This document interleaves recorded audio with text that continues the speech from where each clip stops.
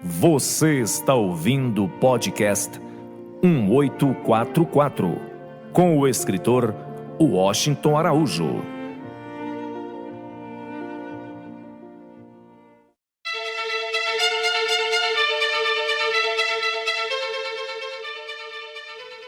Ninguém é tão louco que não possa encontrar outro louco que o entenda.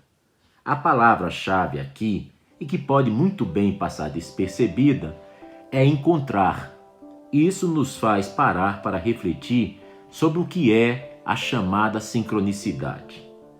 Em um artigo dedicado à sincronicidade, que é a teoria das casualidades, exposta com brilhantismo pelo psicólogo suíço Carl Gustav Jung, existe uma citação do escritor Ernesto Sábato para explicar que as coincidências têm muito mais a ver com a afinidade do que com uma nebulosa e obscura lógica da sorte.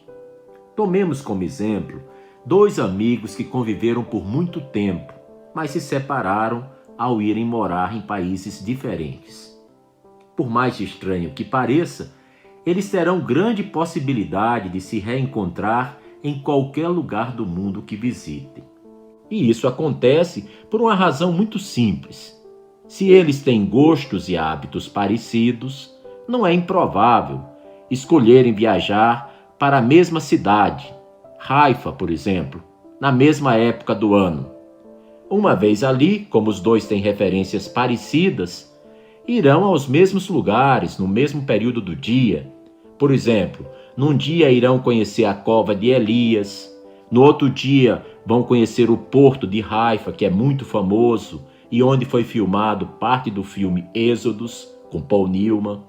No outro dia eles poderão dedicar os melhores momentos para fazer orações no belíssimo santuário do Babi, que fica circundado por maravilhosos jardins, muitos os conhecem como jardins persas, e que na realidade é uma das belas e maiores maravilhas do mundo moderno, porque em volta do santuário do Babi tem 18 jardins suspensos, 18 patamares, belíssimamente ajardinados, muito bem cuidados, com cascatas de água ao seu redor.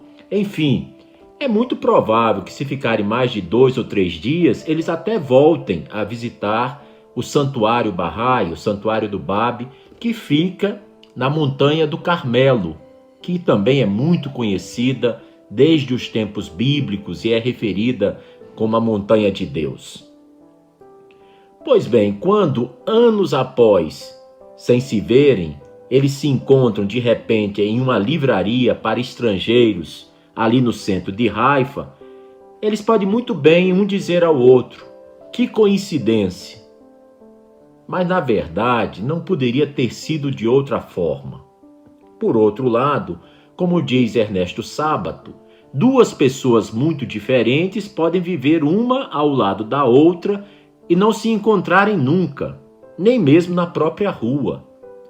Isso aqui é bem verdade mesmo. Eu morei cerca de 12 anos no Rio de Janeiro, morava em Botafogo, na Fernando Ferrari 61, e falo para vocês que eu só conheci o vizinho do lado esquerdo, do lado direito eu não conheci.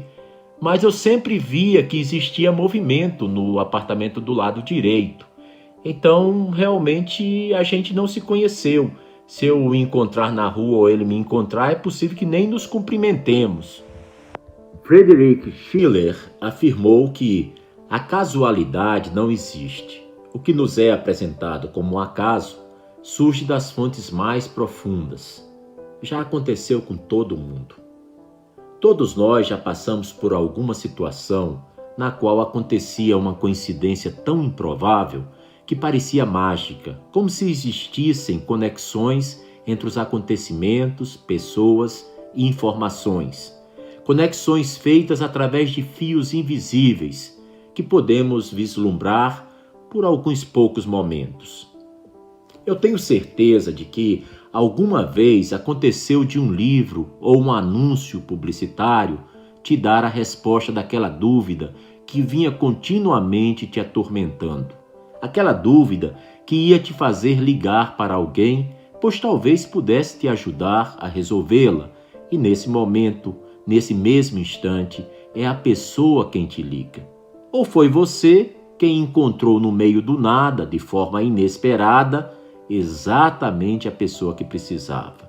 Isso não é casualidade, e sim sincronicidade, um dos aspectos mais enigmáticos e surpreendentes do universo. O psicólogo Carl Gustav Jung foi quem nomeou o termo como sincronicidade, referindo-se à simultaneidade de dois acontecimentos interiores e exteriores, de um modo que não é possível explicar, mas que tem certo sentido para a pessoa que observa. Jung chegou à conclusão de que existe uma íntima conexão entre o indivíduo e o ambiente ao seu redor, que em determinados momentos exerce uma atração que acaba criando circunstâncias coincidentes, tendo um valor específico para as pessoas que a vivem, um significado simbólico. São esses tipos de eventos que costumamos chamar de casualidade, sorte ou até mesmo magia, segundo as nossas perspectivas muito pessoais e particulares. A sincronicidade representa para nós, no plano físico, a ideia ou solução que se esconde em nossa mente, maquiada de surpresa e coincidência, sendo dessa maneira muito mais fácil alcançar. Uma experiência sincronística costuma acontecer em nossas vidas quando menos esperamos, mas no momento exato, às vezes mudando a direção de nossas vidas e influenciando profundamente os nossos pensamentos. Mas para isso, precisamos estar receptivos e atentos ao mundo ao nosso redor, criando a abertura necessária para a possibilidade de acontecer a sincronicidade. Quanto mais alertas estivermos em relação ao nosso redor, maior será a probabilidade de que aconteça a sincronicidade ou que a percebamos. Ou seja, pode ter ocorrido a sincronicidade, mas nós estarmos desatentos e não percebemos aquele fio condutor entre dois eventos, entre duas falas, entre duas situações. Ela pode estar presente em pequenas conversas, em músicas que tocam na rádio, ou em anúncios publicitários, ou até em encontros aparentemente fortuitos. Apenas é preciso que estejamos atentos. Se deixarmos as circunstâncias fluírem e não pressionarmos nem forçarmos, ou para que ocorram certos acontecimentos ou à vontade das pessoas, enquanto mantivermos uma atitude receptiva e aberta, nos deixando levar pela intuição e nossa sabedoria interior, nos abriremos para a magia que nos oferece a experiência da sincronicidade. Isso aqui me faz lembrar o velho axioma, a velha afirmação de Sócrates, né? Eu só sei que nada sei. É que o mundo ele é tão cheio de mistérios, ele é tão cheio, vamos chamar de magia, de inspirações, que seria uma mente muito fechada, muito tapada, imaginar que tudo o que acontece no mundo nós temos capacidade imediata de entendermos o porquê, a causa de tal acontecimento.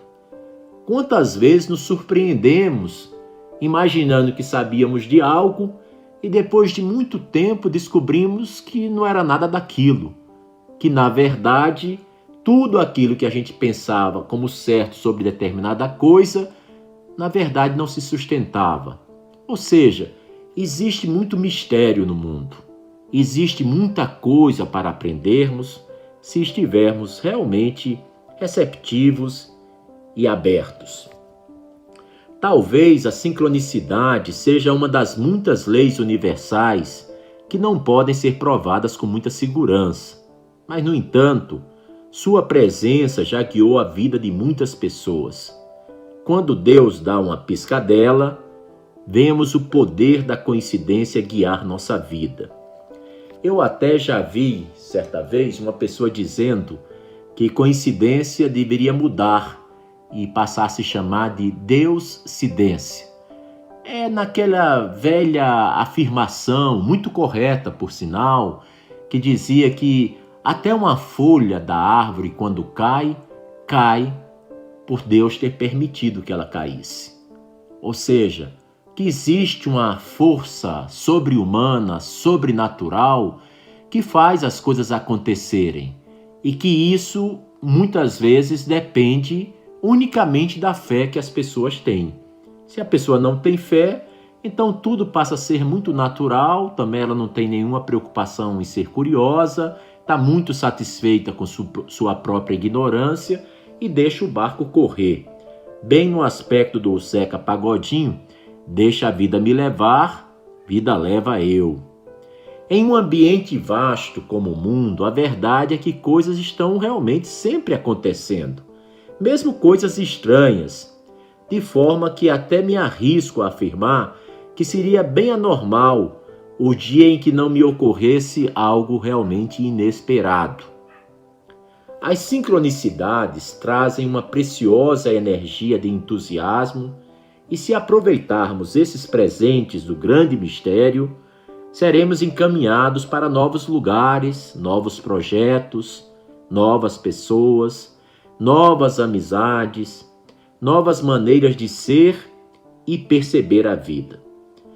Ou seja, às vezes nós nos acomodamos com as nossas velhas amizades e passamos meio que despercebidos que aquelas amizades nos sugam a energia.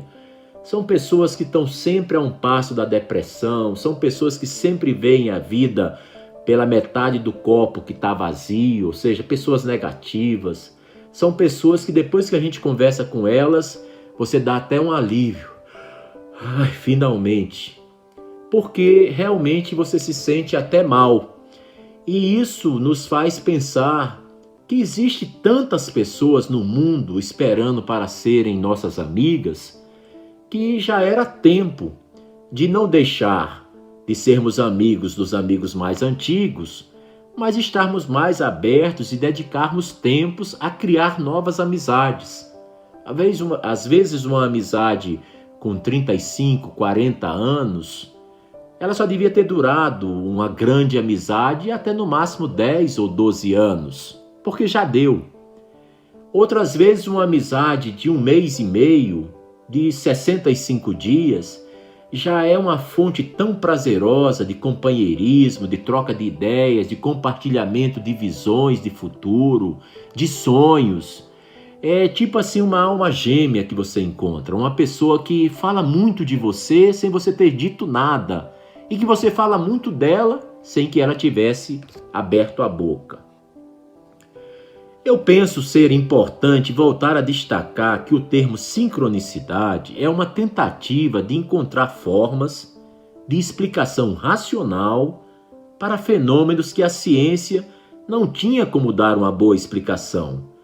Fenômenos não causais que não podem ser explicados pela razão, mas que ainda assim são significativos para o indivíduo que os experimenta. É igual à ocorrência de milagres. Para uma pessoa que é muito devota no Alcorão, que ama Muhammad, ou para um devoto muito grande em Moisés, que é do judaísmo, ou para alguém muito devoto do cristianismo, que conhece a fundo o Evangelho segundo Mateus, que conhece bem a Bíblia de cabo a rabo, para essa pessoa que todo dia faça sua comunhão com Deus, converse com Deus, tenha Deus como seu melhor amigo mais do que a si mesmo, para usar a feliz expressão do sábio persa Abdu'l-Bahá, para essas pessoas, milagres acontecem a 3x4. A qualquer momento está pintando na área um milagre. Muitas vezes o milagre é você ter a percepção de um evento aparentemente misterioso e que você passa a compreender profundamente aquele evento. Isso pode ser um milagre. Um milagre pode ser você ter uma pessoa amada com uma doença incurável e de repente essa pessoa que tinha apenas 90 dias de sobrevida, ela consegue sair daquela situação, desfrutar de boa qualidade de vida e viver 10, 20 anos mais. Para aquela pessoa que fez orações pedindo aquilo, isso é chamado milagre. Eu mesmo já tive algo que eu poderia chamar de milagre. Em 1989, eu estava viajando com minha família, minha esposa, uma senhora que nos ajudava na educação dos filhos, na criação dos filhos, Dona Maria, e 3 filhos pequenos, o mais velho com 3 anos e meio de idade, o Thomas, e a mais nova com 2 meses e 11 dias de nascida, a Anissa, e a do meio, a Jordana, com cerca de 2 anos de idade. Nós saímos de carro de Natal para João Pessoa para assistirmos a um casamento no belíssimo Hotel Tambaú, de amigos muito queridos, o Hélio e a Regina. E de repente eu estava dirigindo o carro e de repente num daqueles contornos lá, num daqueles balões, rótula como outros chamam, né, trevo, eu não olhei uma das saídas e o meu carro foi atropelado por um caminhão cheio de botijões de gás. Foi uma experiência muito traumática, muito difícil. E eu me lembro que eu sentia o carro batendo e rodopiando na pista, rodando sem parar. E eu gritei, Allahu Akbar. É uma oração em árabe muito curta, muito pequena, e eu vi ali que era muitíssimo poderosa. Allahu Akbar quer dizer Deus é o mais glorioso. Depois que eu gritei com toda a força que eu podia essa palavra, essa expressão em árabe, eu senti vivamente como se uma mão estivesse segurando o carro que estava capotando e o carro ficou em pé e foi conduzido ao acostamento e ficou ali. Realmente foi algo impressionante. Outra coisa que eu lembro é que de repente eu comecei a me imaginar, com meus 6 ou 7 anos de idade, sendo afogado na piscina de nossa casa no interior do Paraná, na cidade de Campo Mourão, onde eu passei meus primeiros anos de vida e onde fui alfabetizado. E eu sentia as borbulhas de ar, e eu sentia que o ar faltava nos pulmões, e eu me via, garoto pequeno, de 6 a 7 anos, ali sendo de repente amparado por um vulto de roupa de banho preta, e que nada mais era do que a minha mãe que me salvava do fundo da piscina dos adultos. Muitas pessoas falam que quando você tem uma experiência de morte, passa um filme na sua cabeça. Eu não sei se é um filme. Se foi, era um filme preto e branco. Em 1989 já tinha até cinema a cores. Mas eu me lembrei disso quando eu já tinha 30 anos de idade, que foi em 1989. Eu estava me lembrando de algo dos 6 ou 7 anos. Quer dizer, foi uma memória que apareceu do nada, né? Bem, para encurtar essa história, vários carros foram parando no acostamento porque viram que um carro estava acidentado. E um deles, de repente, chega muito afoito, muito preocupado, a velha e ótima solidariedade humana, né? Me vê fora do carro e meio que desnorteado, sem saber para onde ir. Então ele me pergunta, o senhor estava nesse carro acidentado? Eu disse, estava. Ele disse, nossa, mas foi um acidente brutal. Tem mais outras pessoas com o senhor? Eu disse, eu estou com minha esposa e meus filhos. Então ele deixou de conversar comigo, correu para o carro e lá então ele viu minha esposa. Minha esposa Ceres estava desacordada e as crianças começaram a chorar, as duas. E de repente ele disse, o senhor me permite? Eu sou reitor da Universidade Federal da Paraíba, o senhor pode confiar em mim, eu e minha esposa queremos levar a sua esposa para o pronto-socorro em João Pessoa, que fica a menos de 20 minutos daqui, onde houve esse acidente. E como ela está desacordada, pode ser algo sério, porque está sangrando no couro cabeludo dela. Obviamente, eu não tomei nenhum tipo de ação. Acho que foi o estado de torpor, o choque, que me fez não tomar ação nenhuma. Então, ele levou a esposa lá para o pronto-socorro e eu fiquei feliz, abraçando meus filhos pequenos. A Dona Maria estava chorosa e coçando muito a cabeça. Passado alguns minutos, vem uma senhora do outro lado da pista. E ela traz algo nos braços. Ela diz: "O senhor estava nesse carro do acidente?" Eu disse: "Estava." Chorando, ela então me entrega uma bolsa de fraldas, que na época chamava de Moisés, e em cima da bolsa a minha filha caçula de 2 meses e 11 dias, a Anissa. "Olha, eu encontrei do outro lado da pista, na contramão de onde o senhor está, essa cesta com essa linda criança em cima. Deve ser do seu carro." Naquele momento, isso me deu um susto imenso. Talvez pelo choque, eu estava pensando que eu só tinha 2 filhos e estava muito agradecido a Deus por ter salvado meus filhos. E então, eu percebi que com o choque o para-brisa ficou completamente detonado, a cesta de fraldas que estava no banco de trás voou, minha filha, que estava sendo amamentada pela mãe no banco da frente, voou também e caiu em cima da cesta de fraldas do outro lado da pista.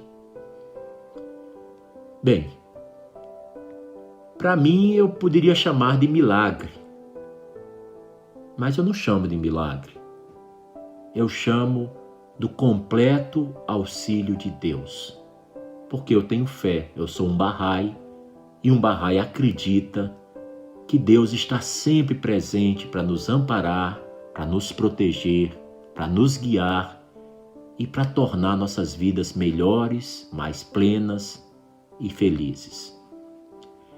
Mas essa história que eu estou contando para vocês, para mim é algo tão exato quanto uma soma de 4 mais 5 que dá 9.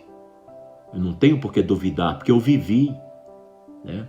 Mas as pessoas que venham a escutar esse podcast do 1844, ao ouvirem essa história, poderão ter até o sentimento de duvidar disso. Quanto a isso, eu não posso fazer nada, porque pode realmente acontecer. Porque o ponto que eu quero chegar é o seguinte: milagres só ocorrem e só têm sentido e valor para aqueles que os testemunham. Quem vive um milagre sabe que é um milagre. Aquele que ouve falar, bem, vai depender da fé dele e da confiança que ele tem no que está contando, o milagre que lhe ocorreu, que lhe sucedeu. Em breve, mais um episódio do podcast 1844.